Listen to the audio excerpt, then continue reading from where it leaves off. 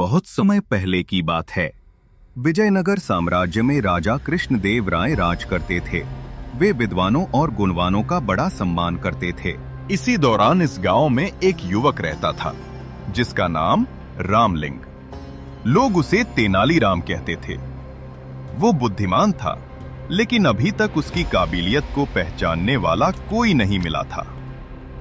तेनालीराम ने सुना था कि अगर वो राजा तक पहुंच जाए तो उसकी बुद्धि का सही मूल्य मिलेगा, पर बिना सिफारिश के राजा तक पहुंचना आसान नहीं था। एक दिन की बात, जब राजा का राजगुरु मंगलगिरी घूमता हुआ तेनाली रामा के घर आया। तेनालीराम ने उसकी खूब सेवा की और निवेदन किया, गुरुवर, कृपा करके मेरा परिचय महाराज से करवा दीजिए। राजगुरु ने तेनालीरामा को बोला, मैं वादा करता हूं, मैं आपको राजा से जरूर मिलाऊंगा। राजगुरु ने वादा तो किया, लेकिन मन ही मन जल उठा।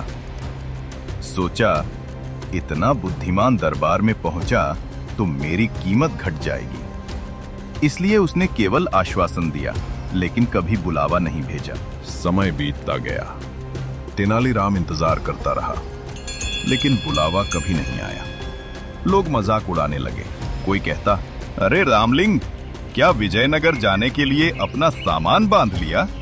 दूसरा हंसकर कहता, सुना है राजा ने तुम्हारे लिए विशेष दूत भेजा है। तेनालीराम बाहर से मुस्कुराता, लेकिन भीतर से ठान चुका था अब वह खुद ही विजयनगर जाएगा। उसने घर और सामान बेचकर यात्रा का खर्च जुटाया। माँ, पत्नी और बेटे को लेकर लंबी यात्रा पर निकल पड़ा। कई बार रास्ते में मुश्किलें आईं, लेकिन हर बार उसने राजगुरु का नाम लिया और सब आसान हो गया। तेनालीराम बोला, देखा मां, नाम बड़ा हो तो काम अपने आप बनते जाते हैं। अब से मैं अपने नाम में भी कृष्ण जोड़ूंगा।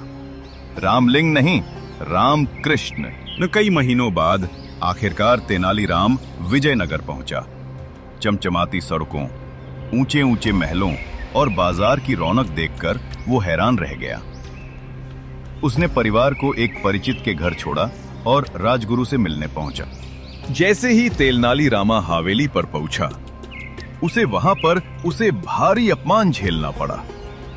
राजगुरु ने साफ कह दिया, मैं इसे नहीं जानता, इसे बाहर निकालो। नौकरों ने धक्के मारकर तेनालीराम को बाहर कर दिया। लोग हंसने लगे। तेनालीराम की आंखों में क्रोध था। उसने मन ही मन कसम खाई, इस अपमान का बदला जरूर लूंगा। दूसरे दिन वो दरबार पहुंचा। वहां बड़े बड़े पंडित जीवन और संसार पर चर्चा कर रहे थे। एक पंडित बोला, ये संसार केवल एक धोखा है। जो हम देखते सुनते हैं वो सच नहीं, बस हमारी कल्पना है। तेनालीराम हंस पड़ा। वो बोला, अगर ऐसा है तो आज महाराज की ओर से जो दावत है हम सब जी भरकर खाएंगे। पंडित जी, आप यहीं बैठकर कल्पना कर लीजिए कि आपने भी खा लिया।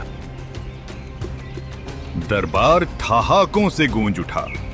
पंडित जी की हालत देखने लायक थी। राजा कृष्णदेव राय भी हंसते हंसते लोटपोट हो गए।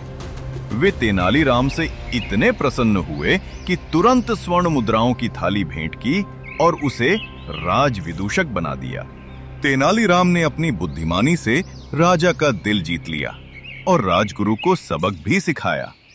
यही वजह है कि आज भी तेनालीराम की कहानियां हमें सिखाती हैं, बुद्धि और धैर्य से हर अपमान को जीत में बदला जा सकता है।